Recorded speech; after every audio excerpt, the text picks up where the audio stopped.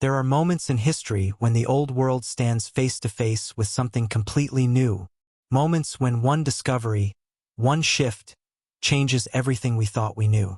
This is the story of the day the Iron Age collided with the ancient world, and nothing was ever the same again.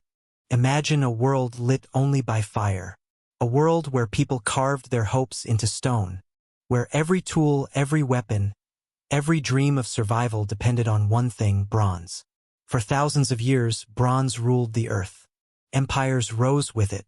Kings defended their crowns with it. Farmers trusted it for their harvest. And ordinary families relied on it for their survival. Bronze wasn't just a metal. It was a world order. But everything that feels permanent eventually shifts. And in one forgotten corner of the ancient world, inside a small village tucked between mountains and rivers, change was about to appear. Quietly, unexpectedly, and through the hands of a boy who had no idea that destiny was waiting for him. His name was Ariel. Ariel was 15. Thin, curious, always looking at things a little longer than everyone else. While other boys fought with wooden swords or chased wild goats, Ariel preferred sitting near the village smithy, watching sparks dance like fireflies. The blacksmith, old Darren, was a giant of a man. Hands like stones, arms like tree trunks, and a voice deep enough to shake dust from the roof. But inside that rough body lived a gentle soul. He treated the metal like it was alive. He spoke to it as if it could listen. And Ariel admired him more than anyone else. Bronze, Darren used to say, lifting a glowing metal bar with his tongs, is the gift of the gods. It built our world. Ariel would nod quietly, though a small question always poked inside his mind. If bronze built our world, what will build the next one? He never asked it out loud. Some thoughts were too strange for a boy to speak. One afternoon, Ariel went climbing near the river cliffs. He liked the silence there, the wind, the water echoing below, the feeling that the world was bigger than anything he could imagine. But that day, he found something unusual. A dark, heavy stone lying alone near the edge of a dried stream. It didn't shine like copper. It didn't glow like tin. It looked ordinary. But when Ariel picked it up, it felt different, denser, stronger, as if it was hiding a secret under its dull surface. He took the stone to Darren. The old man squinted his eyes, turned the stone in his thick fingers, tapped it lightly. Then he frowned. "This isn't bronze," he muttered. "It isn't copper. It isn't tin." Ariel leaned forward. "That means it's useless?" Darren shook his head slowly. "No. It means I don't know yet." And that was the beginning. For several days, Darren tried heating the strange stone. He crushed it. He hammered it. He melted it. But nothing worked. The stone simply refused to yield. "It's stubborn," Darren said, wiping sweat from his forehead. "Too stubborn." Ariel felt disappointed. Maybe he had imagined something important. Maybe it was just a useless rock. But one night, while Ariel lay awake staring at the thatched ceiling of his hut, a sudden thought flashed through his mind. What if the fire wasn't hot enough? He rushed to the smithy in the dark, shaking Darren awake. "Master," he whispered urgently, "what if the stone needs a hotter flame?" Darren stared at him for a long moment, and then smiled faintly. "Let's try." Together they built the biggest fire the village had ever seen. They pumped the bellows until their arms felt like breaking. The flames grew hotter, brighter, turning the night into a burning dawn. And then, something extraordinary happened. The stone began to melt. Ariel froze. Darren whispered one word. "Impossible." But it melted, slowly, reluctantly, like a secret that had been locked away for centuries. The next morning, when the strange melted material cooled, they found a piece of metal unlike anything they had ever seen. It was strong, heavier than bronze, sharper, harder, and when Darren struck it with his hammer, the sound it made was crisp and powerful, like striking lightning itself. Ariel watched with wide eyes. "What is it?" he asked. Darren breathed deeply. "This," he said softly, is a metal the world has never used before. Ariel whispered, "Should we tell the others?" Darren hesitated. "Not yet. Something this powerful is not just a discovery. It is a turning point." He placed the metal gently on the wooden table. "Iron," he said.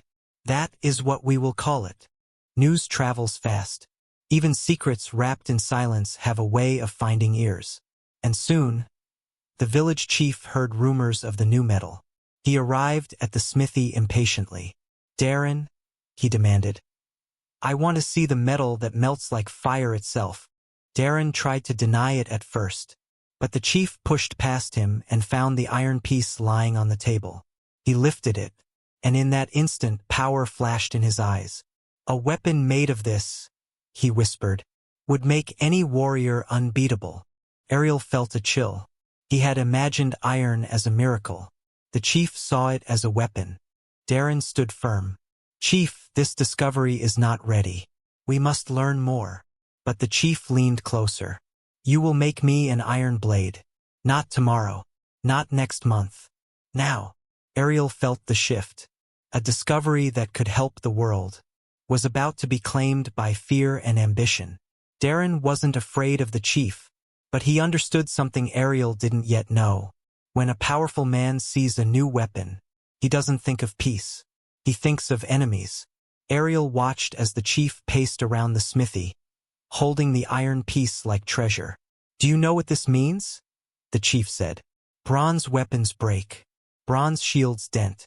But this is strength the world has never seen." Darren spoke carefully. "Strength is only good when guided by wisdom." The chief didn't hear a word. "Make me a blade," he repeated, "or the council will take your forge and give it to someone who will." Ariel felt anger burning inside him. "This is wrong," he said boldly. "This metal wasn't found to start a war." The chief gave him a cold smile. "Boy, discoveries don't decide how they are used. People do." And with that, he left. The village began buzzing with whispers. Some were excited. Some were frightened. Most were confused. "Is it true?" they asked. "Has Darren discovered a metal stronger than bronze?" Some saw hope. Some saw danger. Some feared everything would change.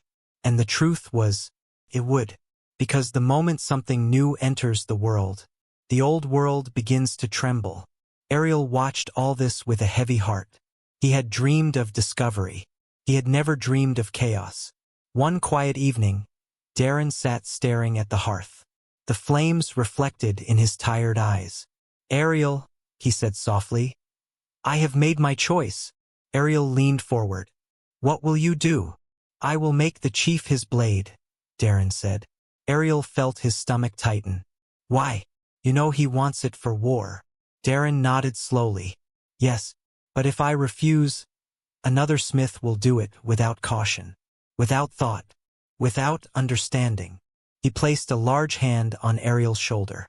"Sometimes, protecting a discovery means guiding it yourself." Ariel didn't fully agree, but he understood. The forge roared hotter than it ever had before. Darren and Ariel worked side by side, feeding the flames, pumping the bellows, melting the stubborn iron ore with patience and power. For hours, for days, for nights, they worked. The iron finally yielded. Not easily, not gently, but like a fierce animal reluctantly accepting its master. Sparks flew. Metal sang under Darren's hammer. A new shape began to form. And one morning, as dawn broke across the village, the impossible stood on the anvil, a blade unlike any before it. Straight, strong, sharp beyond imagination. Ariel stared in awe. "It's beautiful," he whispered. Darren didn't smile. He only said, "Beauty can be dangerous when placed in the wrong hands." The chief arrived as soon as he heard the blade was ready. He lifted the iron sword slowly, and a hungry grin spread across his face. "With this," he said, "our enemies will kneel." Ariel felt a chill run through him. He couldn't stay quiet. "Chief, this metal can do more than make weapons," he said. "It can build tools, strong plows, better axes, Machines we haven't even imagined yet. But the chief raised a hand. Tools don't win battles, he said. Tools don't conquer villages. He slid the iron blade into a sheath. This metal will give us power. Power our neighbors don't have. And with that, he walked away, guards following behind. Darren sighed heavily. Ariel, he murmured, this discovery has left our hands. Weeks passed. The chief began training his warriors with the iron blade. They boasted. They bragged. They spoke loudly about their new advantage. And eventually, other villages heard the rumors. Not long after, a group of strangers arrived, traders from a powerful nearby kingdom. They came to the smithy quietly, speaking in cautious whispers. Is it true? One of them asked. That you have created a metal no one else can break? Ariel glanced at Darren nervously. The traders' faces were eager, too eager. If you can teach us, they said, we will pay you more than you've ever dreamed. Darren shook his head. I cannot. But the traders only leaned closer. If you don't teach us, they warned, others will come. Some will not ask so politely. Ariel realized the discovery was no longer contained. Iron had entered the world, and everyone wanted it. That night, Ariel couldn't sleep. He walked outside under the moonlight, feeling the weight of everything that was changing. The sky felt different. The air felt heavier. Even the silence felt uncertain. He sat by the river, the same place he had found the ironstone weeks earlier. It was supposed to help people, he whispered to himself, not destroy peace. Just then, he heard footsteps behind him. He turned. It was Mira, his closest friend since childhood. A brave girl with bright eyes and a mind sharper than most adults. Ariel, she said gently, the world doesn't stay the same forever. You didn't start the change. You just discovered it. Ariel swallowed hard. But what if I started something terrible? Mira shook her head. You didn't create danger. You only revealed what was already there. Her words settled deep inside him. Sometimes, we carry guilt for things we didn't cause. And sometimes, we have to step forward, not hide behind fear. Mira continued, you have to decide how you want this knowledge to shape the world, because others are already trying to shape it for you. Ariel looked at the river and made a decision. The morning the sky turned gray, Ariel knew something was wrong. Distant horns, dust rising in the valley, shadows moving like a dark wave. A neighboring kingdom, one that had heard rumors of the Iron Blade, was marching toward Ariel's village. They weren't coming to trade. They were coming to take. The chief gathered his bronze-armed warriors, and his single iron sword glowed at his waist like a promise of power. Ariel, Darren whispered, this is the cost of discovery. Ariel's heart sank. He wished he could take everything back. He wished the iron had stayed hidden in the riverbank. But it was too late. War was already knocking. As the enemy approached, Darren put a hand on Ariel's shoulder. You can run, he said softly. You're young. You owe nothing. But Ariel shook his head. No. If my discovery helped cause this danger, then I'll help protect us from it. He stood tall, determined, not as a boy who found a strange stone, but as someone ready to carry responsibility. And then he did something no one expected. He stepped in front of the chief and said, Give me the iron sword. Gasps spread through the warriors. Even the chief froze. You? He laughed bitterly. You are just a boy. Ariel met his eyes. I am the one who discovered the metal. And I know something you don't. What? The chief snapped. Ariel took a slow breath. Iron is not strongest in the hands of a warrior. It is strongest in the hands of someone who protects. Something in his voice, calm, steady, fearless, made the chief hesitate. Finally, he handed Ariel the weapon. The enemy stormed forward. Bronze shields, bronze spears, hundreds of feet shaking the ground. But Ariel held the iron blade with both hands. He wasn't the strongest. He wasn't the fastest. But he was the only one carrying the future. When the enemy's bronze swords crashed against his iron blade, they snapped. When spears struck him, the iron blocked them like stone. The battlefield fell silent. The enemy warriors stared in disbelief. The chief shouted, "Retreat! They have a metal we cannot defeat." And just like that, the invading army turned back. Ariel's village was saved. Not by an army, not by strength, but by a discovery used with courage. For the first time, leaders from other villages came not to fight, but to ask for peace. They sat in a circle around Ariel. Darren said proudly, "The boy who brought danger is the same boy who brought protection." Ariel stepped forward. "Iron is not meant to divide us," he said softly. "It is meant to build us, to create better tools, stronger homes, safer lives. We can all share it, or we can all destroy ourselves fighting for it." His words settled like seeds in the hearts of everyone present. And for the first time, the chiefs agreed on one thing: the new metal, iron, would not belong to any one village. It would belong to the whole world. Ariel became known as the boy who carried the future, not because he was powerful, not because he fought, not because he discovered iron, but because he understood a truth that many grown men forgot. Every new discovery carries a choice. We can use it to control others, or we can use it to lift everyone higher. Ariel learned that knowledge is not dangerous.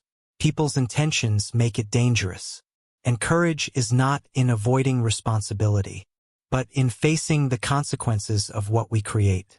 And that is the lesson this story carries for us today.